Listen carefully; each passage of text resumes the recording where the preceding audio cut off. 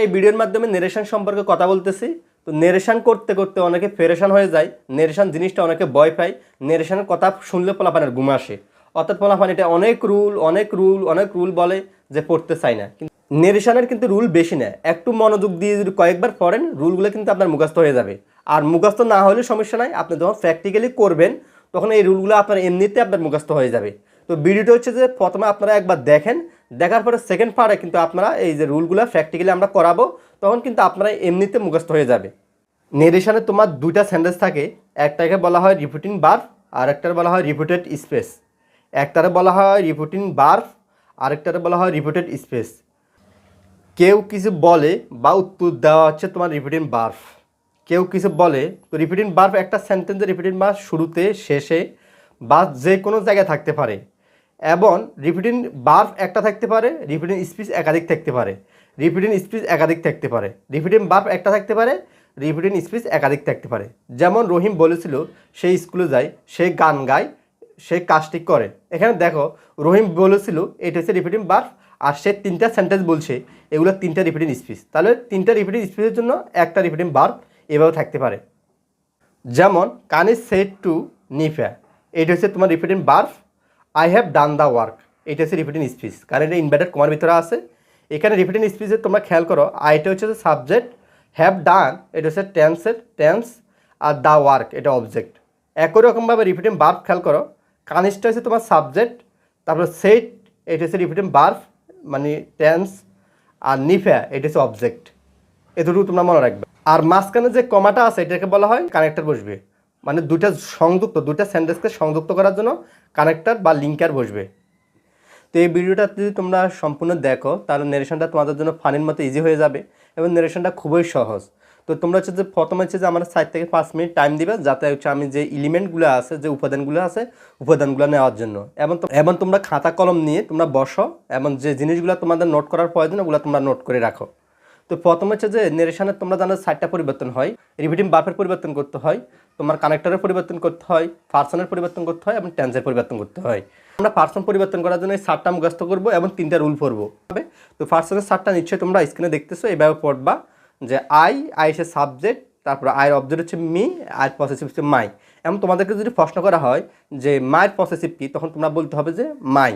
মায়ের সাবজেক্ট কি, তোমরা বলতে হবে আয়ের পসেসিভ কি মাই, আয়ের অবজেক্ট কি মি, মির পসেসিভ কি মাই। এবার উল্টাপাল্টা তোমরা বলতে হবে।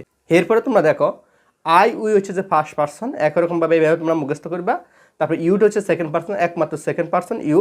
আর হচ্ছে যে হি, শি, দে, ইট এগুলো সবগুলো থার্ড পার্সন। এবং হি যে কোনো পুরুষের নামের পরিবর্তে হি বসে, এটা হচ্ছে প্রনাউন। আর হচ্ছে যে তোমার যে কোনো মহিলার নামের পরিবর্তে তোমার শি বসে, এটা হচ্ছে অর্থাৎ মহিলাদের নামের পরিবর্তে প্রনাউন হচ্ছে শি। এটা তোমরা মনে রাখবা। তখন যদি পুরুষ হয় তাহলে হচ্ছে হি, হিম, হিজ। তাহলে হিজ আমি যদি বলি হিজটা কি, তোমরা বলবে যে পসেসিভ। হিজের সাবজেক্ট কি হিজের অবজেক্ট কি, তোমরা বলবে যে হিম। আবার হিমের পসেসিভ কি হিজ, হিমের সাবজেক্ট কি হি। এইভাবে তোমরা মুখস্থ করবা। তাহলে পার্সন লিস্টটা তোমরা ভালোভাবে মুখস্থ করে নেবে এবং কোনটা সিঙ্গুলার এবং কোনটা প্লুরাল এটা সকালে মুখস্থ করবে। তোমরা সারে দেখতেছো কোনটা সিঙ্গুলার এবং কোনটা প্লুরাল এটা লেখা আছে। তাহলে তোমরা দেখো আই হচ্ছে সিঙ্গুলার একজন বুঝালে সিঙ্গুলার, আর দুইজন বা একাধিক বুঝালে তোমার প্লুরাল হয়। দ্বিতীয়তে তোমাদেরকে টেন্সের রুলগুলো ভালোভাবে মুখস্থ করতে হবে। তো টেন্সের 6টা রুল মুখস্থ করলে তোমরা নেরেশনটা করতে পারবা। 6টা রুল হচ্ছে যে তোমার indefinite, present indefinite, continuous, present perfect, first indefinite, first continuous, past perfect. এই 6টা রুল ভালোভাবে তোমরা মুখস্থ করে নিবে নেরেশন করার জন্য। তাহলে টেন্সের রুলগুলো তোমরা ভালোভাবে মুখস্থ করে আসবা। তৃতীয়ত তোমরা সেন্টেন্সগুলো ভালোভাবে মুখস্থ করবে। সেন্টেন্স 5 প্রকার, এই 5 প্রকার সেন্টেন্স সম্পর্কে একটু ধারণা রাখতে হবে। যেরকম সাবজেক্ট দ্বারা যদি শুরু হয় তাহলে এটা হবে অ্যাসারেটিভ সেন্টেন্স। সাবজেক্ট দ্বারা শুরু হলে অ্যাসারেটিভ সেন্টেন্স, মূল ভার্ব দ্বারা এবং ডাব্লিউ কোশ্চেন দ্বারা শুরু হলে এবং শেষে প্রশ্নবোধক চিহ্ন থাকলে এটা হচ্ছে ইন্টারগেটিভ সেন্টেন্স। তাহলে মূল ভার্ব দ্বারা বা হচ্ছে ডাব্লিউ কোশ্চেন দ্বারা যদি শুরু হয়ে লাস্টে যদি তোমার থাকে প্রশ্নবোধক চিহ্ন, তাহলে এটা ইন্টারগেটিভ সেন্টেন্স হয়। আর যেটা মূল ভার্ব দ্বারা শুরু হয়েছে এবং লেট এবং মূল ভার্ব দ্বারা শুরু হলে শেষে যদি ফুল স্টপ থাকে এটা ইম্পারেটিভ সেন্টেন্স। আর অপটেটিভ সেন্টেন্স মে দ্বারা শুরু হবে। অপটেটিভ সেন্টেন্স মনে রাখবে মে দ্বারা শুরু হলে এটা অপটেটিভ সেন্টেন্স, এতটুকু মনে রাখবে। এক্সক্লেমেটরি সেন্টেন্সটা হচ্ছে তোমার হচ্ছে যে আনন্দ সূচক থাকবে বা দুঃখ সূচক, প্রথমে একটা ওয়ার্ড থাকবে, শেষে তোমার হচ্ছে যে আশাদ্যোতক চিহ্ন থাকবে। শেষে আশাদ্যোতক যদি চিহ্ন থাকে তাহলে এটা মনে রাখবে এটা হচ্ছে এক্সক্লেমেটরি সেন্টেন্স। এরপর 4 নাম্বার হচ্ছে যে তোমাদেরকে নেরেশনের রুলগুলো শিখতে হবে। তো নেরেশনের রুলগুলো তোমরা বেশি শেখা লাগবে না, তোমরা করতে করতে কিন্তু শিখে যাইবে। তো এখন হচ্ছে যে আমি সবগুলো কিন্তু উদাহরণ দিয়ে তোমাদেরকে দিব, আমি একটু দেখাচ্ছি, তোমরা একটু মনোযোগ দাও, না বুঝলে সমস্যা নাই, যখন করতে যাব তখন তোমরা এটা বুঝে যাবে। আমি শুধু তোমাদেরকে রাস্তাটা দেখাই দিব। তোমাদের সেন্টেন্স অনুযায়ী নেরেশনের রুলগুলো কিন্তু চেঞ্জ হয়। এখানে 4টা তোমরা লক্ষ্য করো। প্রথমে হচ্ছে সেন্টেন্সের নামগুলো লিখলাম, দেন হচ্ছে রিপিটিং ভার্ব, এরপর হচ্ছে কানেক্টর, এরপর হচ্ছে এক্সট্রা পার্ট। তো দেখো অ্যাসারেটিভ সেন্টেন্সে তোমার মুখস্থ রাখবে, অ্যাসারেটিভ সেন্টেন্সে রিপিটিং ভার্ব হচ্ছে সেড এবং টোল্ড, এবং কানেক্টর হচ্ছে দ্যাট, এরপর এক্সট্রা পার্টে দেখো সাবজেক্ট প্লাস ভার্ব, এটা সবগুলো একই রকম হয়। ইন্টারগেটিভ সেন্টেন্সে দেখো রিপিটিং ভার্ব হচ্ছে আস্কড, একটা মাত্র ভার্ব রিপিটিং ভার্ব আস্কড, আর কানেক্টর হচ্ছে ইফ বা হয়দার বসে, কানেক্টর ইফ বা হয়দার। তো মনে রাখবে যদি ডাব্লিউ কোশ্চেন দ্বারা শুরু হয়, কোনো যদি প্রশ্নবোধক ইন্টারগেটিভ সেন্টেন্স যদি ডাব্লিউ কোশ্চেন দ্বারা শুরু হয়, তখন ইফ বা হয়দার তোমরা কানেক্টর হিসেবে ব্যবহার করতে পারবে না। ওই ডাব্লিউ কোশ্চেন কানেক্টর হিসেবে বসবে, ওই ডাব্লিউ কোশ্চেনটা কানেক্টর হিসেবে বসবে, এই কারণে ইফ বা হয়দার ওখানে ব্যবহার করার কোনো প্রয়োজন নাই, অর্থাৎ দুইটা কানেক্টর একসাথে বসানো যায় না। ডাব্লিউ কোশ্চেন যেহেতু কানেক্টর হিসেবে কাজ করে, এই কারণে ইফ বা হয়দার তোমরা এখানে বসাতে পারবে না, এটা মনে রাখবা। এরপরে সেখানে সেম এক্সট্রা পার্ট হচ্ছে সাবজেক্ট প্লাস ভার্বটা তোমরা লিখবা। দেন ইম্পারেটিভ সেন্টেন্সে তোমার হচ্ছে রুল 3টা। ইম্পারেটিভ সেন্টেন্সের রুল হচ্ছে 3টা। প্রথম নাম্বার হচ্ছে যে মূল ভার্ব দ্বারা যদি শুরু হয়, শেষে ফুল স্টপ থাকে, তখন হচ্ছে একটা সেন্টেন্স মূল ভার্ব দ্বারা শুরু হলে। দেখো মূল ভার্ব দ্বারা শুরু হলে তোমার হচ্ছে যে রিপিটিং ভার্বগুলো এখানে অনেকগুলো আছে, said, told, request, order, command ইত্যাদি, আরও অনেকগুলো ভার্ব আছে, এগুলো লিখতে হয়। এখন তুমি কখন রিকোয়েস্ট হবে, কখন কমান্ড হবে, কখন অর্ডার হবে, এগুলো তুমি যদি ন ধরতে পারো, তখন তোমার সেট বা টোল্ড বসাবে, সেট বা টোল্ড বসাবে, আর এখানে টু বসবে, কানেক্টের এখানে টু বসবে, তারপরে তোমার হচ্ছে যে টেন্সের পরিবর্তনটা হবে না, পারসন যদি থাকে পারসনের চেঞ্জটা করতে হবে। এরপরে লেট আস, এটা একটা রুল। লেট আস থাকলে প্রস্তাব, ইম্পারেটিভ সেন্টেন্সের দ্বিতীয় rule let us. Let us থাকলে প্রস্তাব বোঝায়, তখন তোমার লেট আস, আসটা খেয়াল রাখবে, লেট আস শুধুমাত্র একটা প্রনাউনটা খেয়াল রাখবে, প্রনাউন আস।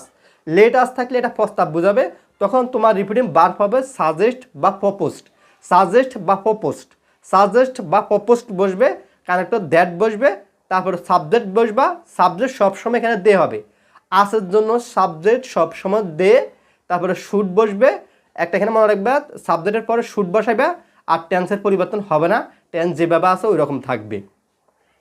এরপর দেখো আরেকটা রুল, লেটের দুইটা রুল, একটা হচ্ছে লেট আস থাকলে প্রস্তাব বোঝায়, আরেকটা হচ্ছে লেট হিম। লেট হিম থাকলে বা লেট হার, লেট দেম, অত অন্য অন্য পার্সন থাকলে, আজ বাদে অন্য পার্সন, লেটের পরে অন্য পার্সন থাকলে তখন এটা অনুমতি বোঝায়। লেটের পরে অন্য পার্সন থাকলে অনুমতি বোঝায়, তখন রিপিটিং ভার্ব বসবে টোল বা সেড, রিপিটিং ভার্ব বসবে টোল বা সেড বসবে, কানেক্টর দ্যাট বসবে, এরপরে সাবজেক্টটা লিখবা মাইট, এরপরে তোমার টেন্সের পরিবর্তন হবে না। ইম্পারেটিভ সেন্টেন্সে এই তিনটা রুল ভালোভাবে মনে রাখবে, তো এটা আমরা যখন করাবো তখন আরও বেশি তোমরা ওই সময় শিখতে পারবা। অপটেটিভ সেন্টেন্সের জন্য তোমার হচ্ছে যে রিপিটিং ভার্ব আসে উইস্ট বা ফে, উইস্ট বা ফে, এখানে ফেড ইডি হবে আর উইস্ট হবে ইডি, ঠিক আছে। এরপরে হচ্ছে কানেক্টর দ্যাট বসাবে, কানেক্টর দ্যাট বসবে, কানেক্টর তারপর সাবজেক্ট লিখবা, ভার্ব লিখবা, তার টেন্সের পরিবর্তনটা তোমরা ঠিকভাবে করবা। এটা এক্সক্লেমেটরি সেন্টেন্সে আনন্দ বুঝালে রিপিটিং ভার্ব হবে এক্সক্লেম উজ্জয়, দুঃখ বুঝালে এক্সক্লেম উৎসর, এক্সক্লেম উৎসর। লাস্টে যে নাউনটা আছে সেট বা তোমার হচ্ছে জয়, এগুলো কিন্তু সেন্স হইতে পারে, এগুলো অন্য কিছু হইতে পারে, তো এটা আমরা পরবর্তী আলোচনা করব। এরপরে এখানে তোমরা সাবজেক্টটা লিখবা, ভার্ব লিখবা, বাকি অংশ লিখবা। মনে রাখবা যখন এক্সক্লেমেটরি সেন্টেন্স হাউ বা হোয়াট দ্বারা শুরু হয়, তখন বেরি বা গ্রেট আসবে, বেরি বা গ্রেট আসবে, বেরিটা তুমি অ্যাডজেক্টিভের আগে লিখবা, আর তোমার গ্রেটটা নাউনের আগে লিখবা, গ্রেটটা নাউনের আগে লিখবা, আর হোয়াট বা হাউটা উঠে যাবে, হোয়াট হাউটা উঠে যাবে, এর পরিবর্তে আসবে বেরি বা গ্রেট। তো আমরা এটা যখন করাবো তখন তোমাদেরকে এটা বুঝা দিব। এবার রিপিটিং স্পিচের ভিতরে তুমি টেন্সের পরিবর্তনটা কীভাবে করবা, রিপিটিং স্পিচে মনে রাখবা টেন্সের পরিবর্তনটা হলে প্রেজেন্ট থাকলে প্রেজেন্টের বিপরীত হবে ফার্স্ট, প্রেজেন্ট থাকলে প্রেজেন্টের বিপরীত হবে ফার্স্ট, যদি প্রেজেন্ট ইনডেফিনিট হয় পরিবর্তনটা হবে ফার্স্ট ইনডেফিনিট, যদি প্রেজেন্ট কন্টিনিউয়াস থাকে পরিবর্তনটা হবে ফার্স্ট কন্টিনিউয়াস, প্রেজেন্ট পারফেক্ট থাকলে পরিবর্তনটা হবে ফার্স্ট পারফেক্ট, আর প্রেজেন্ট পারফেক্ট কন্টিনিউয়াস হলে হবে ফার্স্ট পারফেক্ট কন্টিনিউয়াস। এটা একটু বেশ কম, এটা ভালোভাবে মনে রাখবা। দেখো ফার্স্ট ইনডেফিনিট হলে হবে ফার্স্ট পারফেক্ট, ফার্স্ট ইনডেফিনিট হলে হবে ফার্স্ট পারফেক্ট, ফার্স্ট কন্টিনিউয়াস হলে ফার্স্ট পারফেক্ট কন্টিনিউয়াস হবে। দেখো এটা কিন্তু তোমার ফার্স্টের, সবগুলো ফার্স্টের মধ্যে হয়। এরপরে ফার্স্ট পারফেক্ট হলে কোনো সেন্স হবে না, ওইটাও ফার্স্ট পারফেক্ট যেভাবে আছে এইভাবে থাকবে। ফার্স্ট পারফেক্ট কন্টিনিউয়াস হলেও কোনো সেন্স থাকবে না, ওটা যেভাবে আছে ওইভাবে থাকবে। তো দুইটা কথা মনে রাখবে, রিপিটিং স্পিচের পার্সন পরিবর্তন হয় রিপিটিং ভার্ব অনুসারে, আর রিপিটিং স্পিচের পার্সনের পজিশন অনুসারে পার্সন বসে। রিপিটিং স্পিচের পার্সনের পজিশন অনুসারে পার্সনটি বসে। তাহলে পার্সন পরিবর্তন হয় রিপিটিং ভার্ব অনুসারে আর পজিশন অনুসারে বসে। রিপিটিং স্পিচের পজিশন অনুসারে সে বসবে। এটা যখন আমরা করাবো তখন তোমরা এই জিনিসটা বুঝতে পারবা। তো পার্সনের প্রথম রুল হচ্ছে যে যদি রিপিটিং স্পিচ ফার্স্ট পার্সন হয়, যদি রিপিটিং স্পিচ ফার্স্ট পার্সন হয় তোমার সাবজেক্ট অনুসারে পরিবর্তন হবে। রিপিটিং স্পিচ ফার্স্ট পার্সন হলে সাবজেক্ট অনুসারে পরিবর্তন হবে। রিপিটিং স্পিচ সেকেন্ড পার্সন হলে অবজেক্ট অনুসারে পরিবর্তন হবে।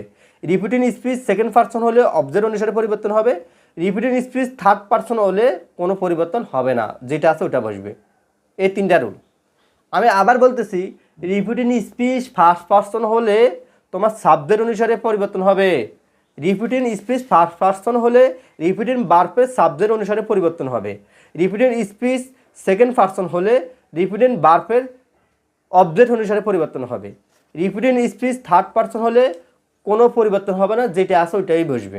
এই তিনটা রুল আমরা যখন প্র্যাকটিক্যালি করাবো তখন তোমরা এই রুলগুলো তোমাদের জন্য একবার ফানি হয়ে যাবে।